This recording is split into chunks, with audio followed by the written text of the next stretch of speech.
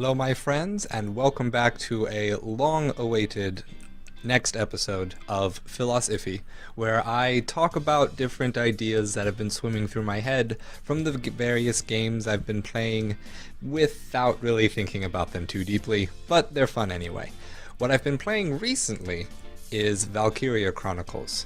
Now, it was a game that was extremely interesting to me for a long time, but I never actually got down to play what was considered a masterpiece of its time until about a couple months back when I started it. Now, I have been amazed at the depth that this game was able to accomplish when on the outset I was thinking this was starting to look like just another anime looking game that was mostly just a light novel that had a setting of war. But from actually playing it and getting into it, the extensive parallels, the almost unrelenting parallels between Valkyria Chronicles and World War II and the various issues of the day that were being discussed and debated are staggering.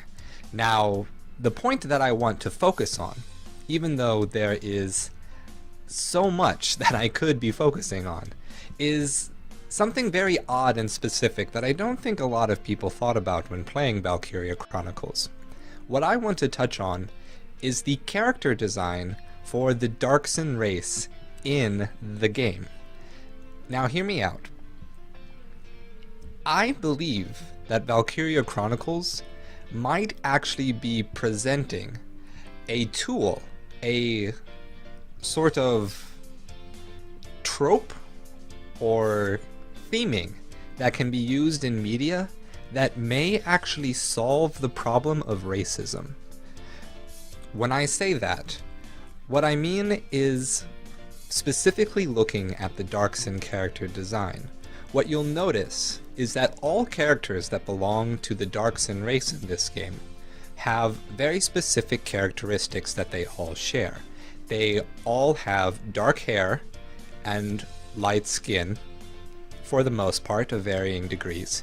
They are all slimmer and shorter than the other characters that represent the different races of Europe or at least Europa in the game world. And what I realized is that the Darksons actually share their phenotype, their physical traits, with the Japanese people.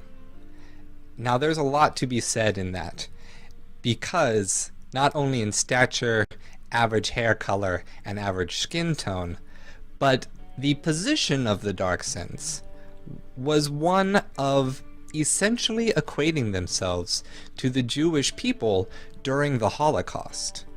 And I thought to myself, why would there be a need for this game to make that choice? Why not, in the way that it did with all of the other characters, actually present a phenotype that more closely matched German Jewish people if they were going for that parallel?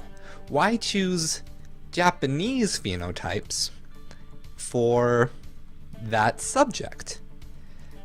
What dawned on me was that they were actually trying to, in a very direct and in-your-face way, personalize the position of being a Jewish person in the Holocaust for what they believed was their main audience, Japanese people. So why is this interesting? Why is this counter to what we normally see? Well, a lot of times when we think about racism, we think about it in terms of dehumanization. It is the thought perspective, the position of belief of any given group of individuals or society that says we are greater than those things, those non-people, those non-humans that simply look like us, but they are always below. They are biologically, spiritually, intellectually, worse than us. We're the standard of humanity, and they are non-human things that look very similar to humans. It's that sort of ideation that holds a major factor of racism and how it's able to pervade so deeply into the mindset of racist people. And so one typically thinks, oh, to counter that, to counter the dehumanization that goes on when you have racism, what you need to do is then humanize. You need to expose those people to the fact that that which they're discriminating against is just as human as they are. But obviously it hasn't always worked a lot of the time. Racism still exists. It's still a huge aspect of our society. And so what really interested me in this aspect that Valkyria Chronicles took was that even though their society largely doesn't have a Jewish population, and it's not a matter of cultural clash for them, they chose to, instead of humanizing the Jewish people, personalizing it. They personalized it not by actively trying to express Jewish culture, but instead put their own mental image of themselves in the place of the Jewish people, and took on that role in a fantasy setting. The parallels and the message seem to be pretty clear. The personalization is there to teach the Japanese people an aspect of history, an aspect of being discriminated against, being the group that is hated and wronged, so as to create a camaraderie with the Jewish people, which were the actual subject of World War II's horrible discrimination.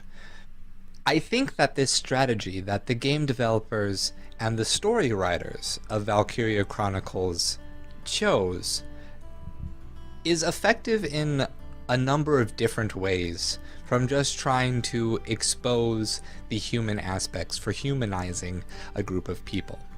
In the first place, it doesn't require a cultural clash that needs to then be overcome in the traditional way that we find when societies and different cultures come to occupy the same space and start to mix and struggle in understanding each other.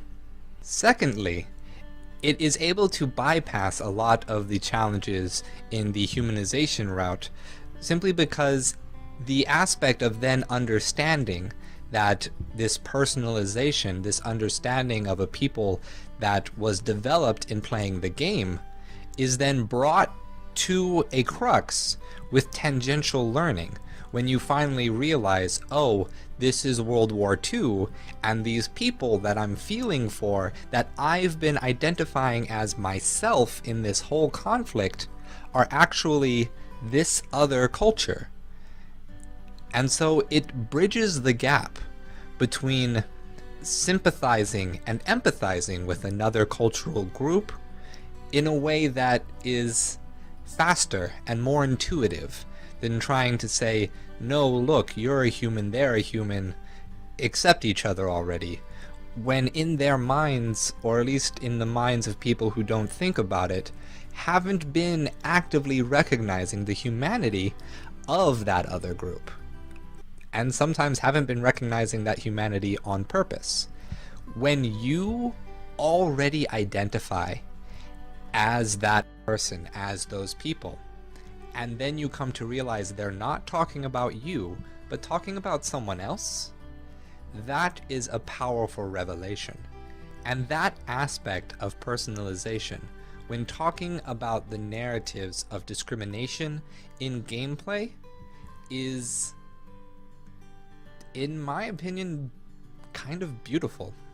Well, that's about as far as I've taken this idea in my own time.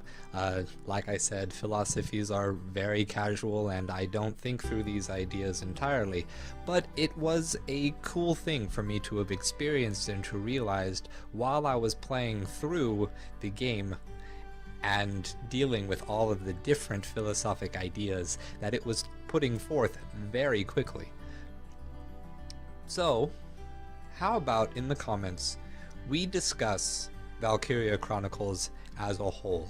What other philosophic ideas and cultural clashes, ideological clashes, did this game inspire when you were playing it? Or if you have any other ideas, as always, feel free to mention them, ask me a question. I'm open to anything. Thank you so much for watching, everyone. I had a fun time making this video, thinking about these topics, playing the game, and continuing to play the game because I'm still not done with it yet. So it's exciting. Anyways, thanks for watching again. Stay true, everyone. Bye-bye.